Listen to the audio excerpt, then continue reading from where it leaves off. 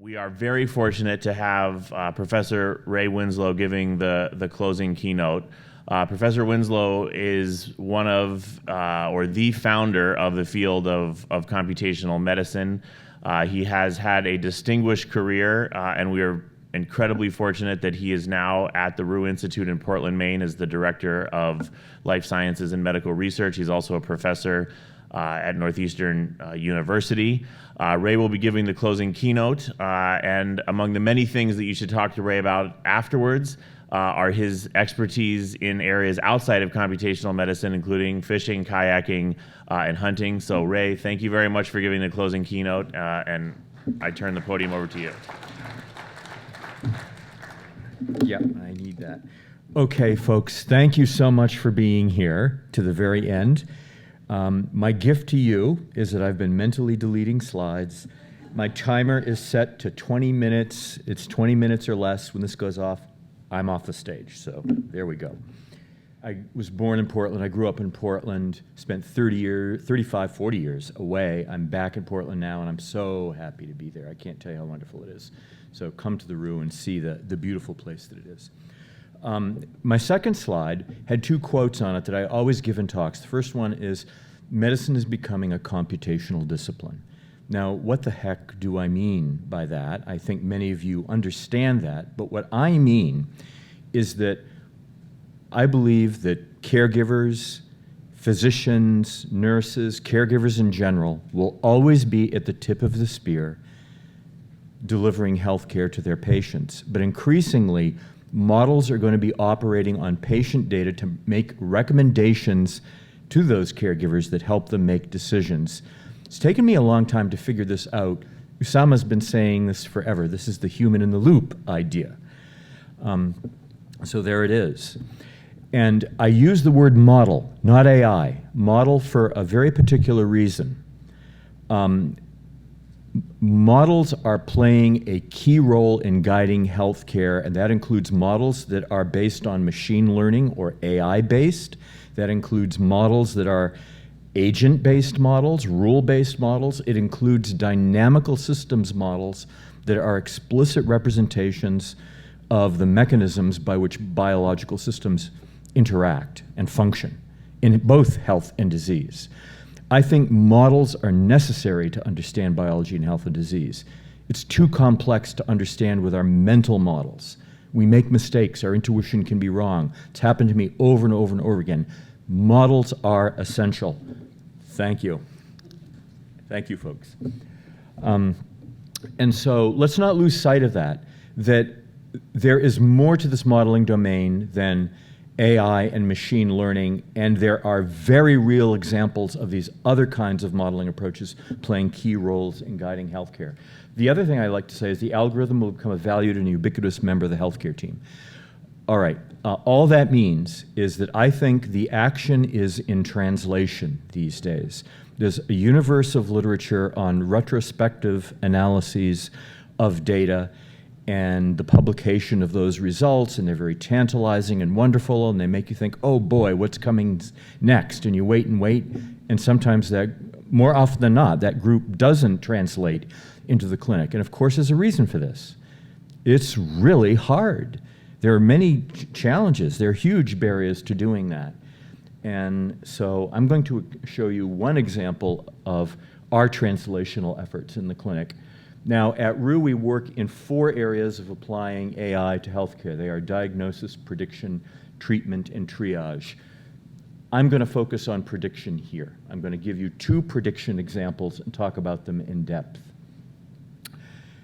Tim has set me up very nicely by talking about the prediction paradigm. Here's another representation of it. The x-axis is time. The y-axis on this plot is a risk score.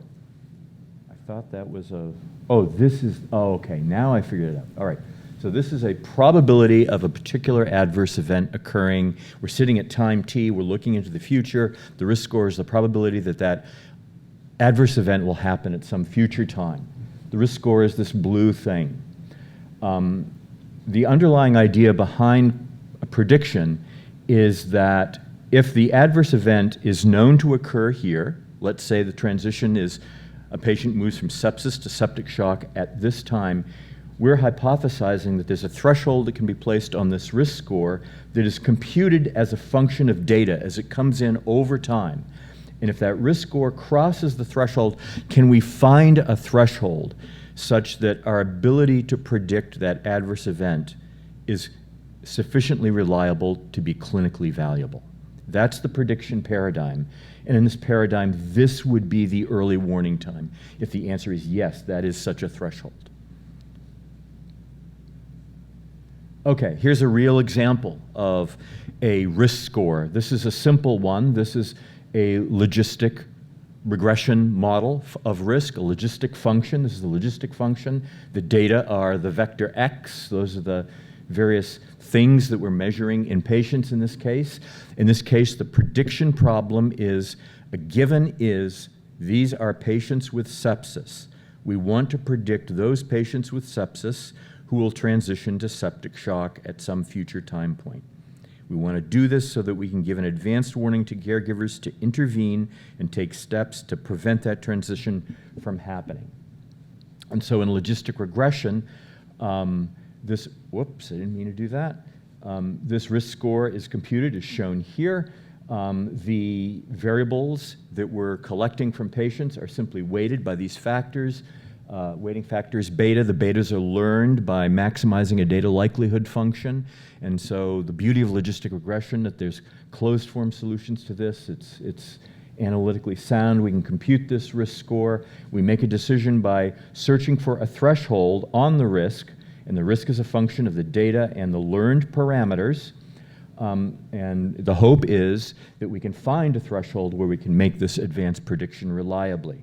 So we did that. We've worked on that problem. It's described here. And what I'm going to focus on is not the performance of this predictor. It's something else. It's this something else that I felt, in hindsight, was really important, and that we kind of lost track of in focusing on, oh, let's get the sensitivity and specificity of this predictor, and the early warning time is as good as we can possibly get them. And the thing we lost sight of was what's happening to the risk scores as all of this is going on. And it turned out to be very illuminating. So what we did is we collected together all of the risk scores, functions of time, risk as a function of time, for patients with sepsis for which the algorithm said these patients are headed towards septic shock. We made this prediction. We aligned those risk scores at the time of threshold crossing. That's right here. We used a technique known as spectral clustering to analyze these collections of risk. Spectral clustering is a method that asks and answers the following question: how many natural clusters of these time waveforms are there? How are they grouping together? Well, in this analysis, we plucked out 4 different clusters. They're shown by different colors. The solid lines here are average risks for each of those categories. Focus on the high-risk category, the orange or whatever that color is. I'm colorblind. This is cyan, I think. Is that cyan? So that's the low-risk group. Here are the key takeaways. Before threshold crossing, the risk scores all look the same. There's no differentiation between these patients. Second important thing, threshold crossing is remarkably fast. There's a sudden increase in risk over a narrow window of time. Third thing is that after threshold crossing, these different categories of patients form: the high-risk category and the low-risk category. Now let's look at some of this information here. What percentage of these patients went into shock? Well, in this high-risk category, 77% of them did. That's the overall positive predictive value for this category. And as we move down to the lower-risk category, the fraction of patients who actually went into shock gets lower and lower and lower. We then ask the question, what's the mortality rate in these two groups? 43%. Almost half of these patients don't survive. Mortality goes down as we go to the low-risk group. That's where we're calling it the low-risk group. It's 18% there. Next two things are key. What fraction of patients in these various groups received adequate fluid resuscitation? Here, 8% in the high-risk group. And as we go down, that percentage gets bigger. This is adequate fluids at the time of threshold crossing. Wow, things are flipping around. These patients aren't getting adequate fluids. These patients in the low risk group are. Final question, what percentage of patients have received any kind of vasopressor administration?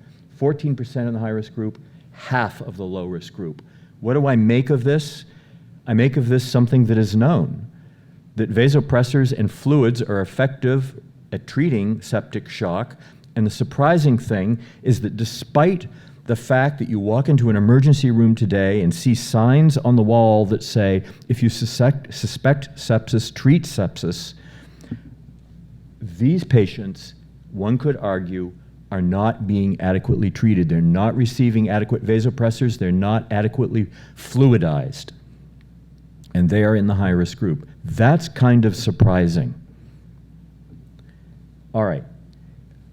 The point of this slide is to look at a completely different syndrome, pediatric multiple organ dysfunction syndrome. Ask the same question, can we do advanced prediction of children who are going to develop this syndrome? It's a lethal syndrome in the pediatric ICU. Exact same analysis as we did here, two beautiful categories, a high-risk group, a low-risk group. Positive predictive value for the high-risk group, 97%. We get that call right 97% of the time. That's phenomenal. But the same phenomena here, a rapid change in risk all of a sudden, and then the groups separate into different categories of patients. Going back to this picture here, I believe that what this corresponds to, I can't prove this, but this is what I think. I think the body is fighting the infection up to a point, and then our control systems that help us fight infection collapse, and the infection takes off, and suddenly these patients are in a world of risk. Remember, these patients have not yet met the clinical definition of septic shock. On average, they are 10 hours in to whatever this state is before they meet the clinical diagnosis of septic shock. Mortality increases by 8% every hour septic shock remains untreated. So on average, it's 10 hours. That's a doubling of mortality over those 10 hours. I believe this is the shock event itself, right here. I don't think this is septic shock. I think this is septic shock. So I think it's a kind of a computational definition, if you will, of what septic shock might be, or at least when it, not what it is mechanistically, but it occurs here, and we're implicitly late in diagnosing. So I've detected that I'm saying too much and I'm going too slow. So I've got to speed up a little bit. Next problem. Forget that. Let's go here. You've seen this picture before. This is the HEART project, healthcare enabled by AI in real time. Tim talked about it. What's it about? Patients have open heart surgeries at Maine Medical Center. Maine Medical Center has the only CT ICU in the state. It serves the state. Patients from rural, urban areas go to Maine Medical Center for heart surgeries. They recover in the CT ICU. 80% of them do fine. 20% of them undergo some sort of adverse event, a complication. Of that 20%, a quarter of them don't survive.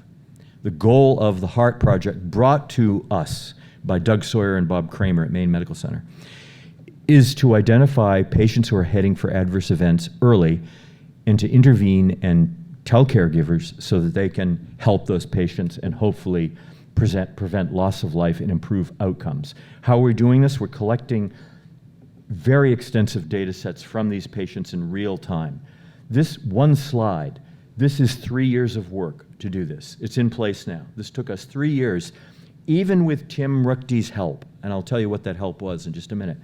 So we are collecting high-frequency monitor waveforms from the patient monitors. Whatever sensor is on the patient that's plugged into the monitors, we're grabbing those waveforms, 250 hertz data. We're collecting vital signs at 1 second and 5-minute intervals, both of them actually. And we're collecting real-time data entered into Epic about these patients, like labs, results, and medications, and so on. These data are being de-identified on the fly, then they're streamed to the Nihon Koden digital health platform that Tim spoke of. That platform provides us a computational environment to build models, and our goal is to use these data to do advanced early prediction. We have a team that is helping us think about how to most effectively feed back that information to caregivers when we are ready to actually implement this in the clinic. So this is running. We're capturing data from every patient in the CTICU in real time right now. I'm amazed at this effort. It's like 30 people working on this. I could never have done this at Johns Hopkins. This is something that's unique to the Roux, and I'll tell you why in just a minute. So the groups are a group doing the AI models and the human data, human AI interaction thinking at Roux, a large group at Maine Health of physicians, nurses, technicians, and very important clinical IT. The clinical IT staff at Maine Health have been enormously helpful to us. Tim he's shaking his head yes, he knows this. And of course, the third pillar is the streaming data and analytics technology that Tim is providing via the Nihon Code and Digital Health platform. This is an amazing team. One reason I couldn't do this anywhere else except at Roux is that we have people with the skills who are handling business partnerships. Elena Coronado is out there in the audience, and she manages all of the interactions between these various entities. And believe me, it's complicated. I can't keep track of it. And the fact that somebody is there to help with all of the legal and the bureaucratic issues that are going on here is a godsend. All right. I'm running out of time, so let me think about how to cut to the chase. Okay, so here's how I'll cut to the chase. There is an existing risk predictor algorithm developed by the Society of Thoracic Surgery using data contained in an adult cardiac surgery database. It's a logistic regression algorithm. It's trained on a subset of patients having very specific cardiac procedures, mostly coronary artery bypass grafts.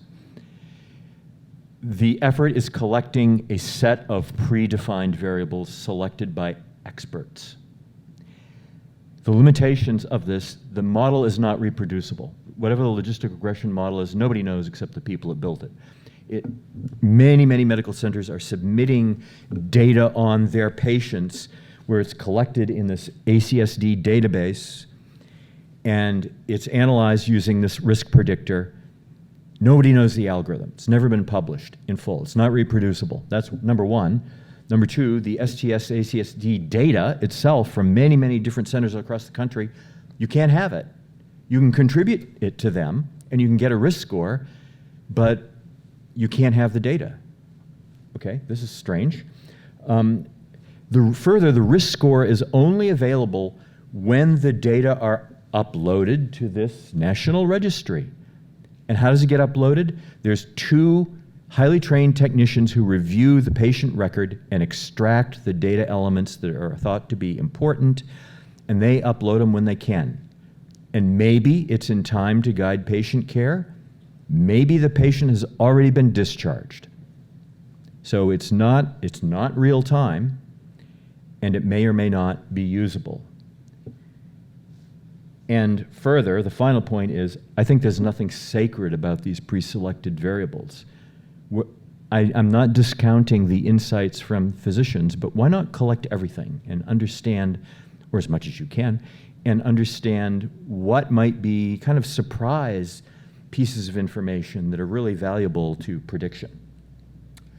Okay, bottom line, blue line is our algorithm trained on data collected from 2018 to 2022, tested on data from 2022 to 2024, so it's a prospective prediction. It performs better than the algorithm running on the ACSD website.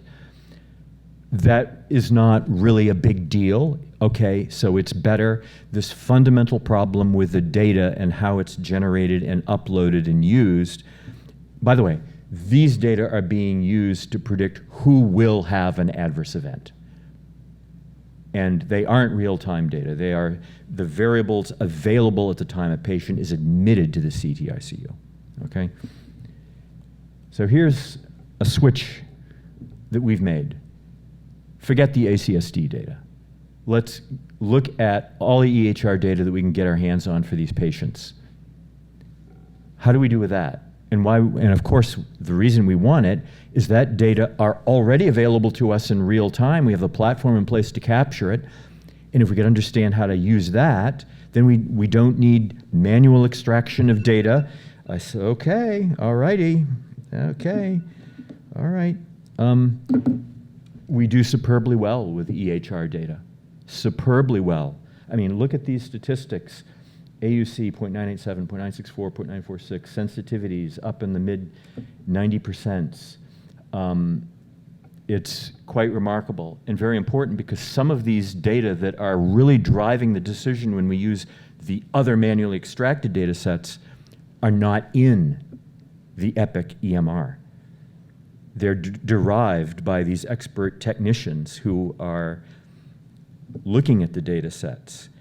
And so I was really worried, some of those key features that are top-ranked features in making the classification, they're not readily available in the EHR data. We don't need them. So this idea that there was nothing sacred about those pre-selected variables is true. And we were able to do even better in our predictions using the EHR data. So that now primes us to be able to do two things. To grab a set of data on a patient when they're admitted to the CTICU and make these predictions. What's the likelihood they're going to experience a stroke or renal failure or going to need prolonged ventilation as they recover? And we can do that pretty well. So what remains to be done? Well, what remains to be done, I think, is to tackle the problem of when are they going to have their adverse event? Can we build predictors that look at the next 8 hours or 4 hours or whatever the time increment is, and build a system that says that patient there is highly likely to undergo a specific adverse event in the following time interval? That is actionable. Thank you.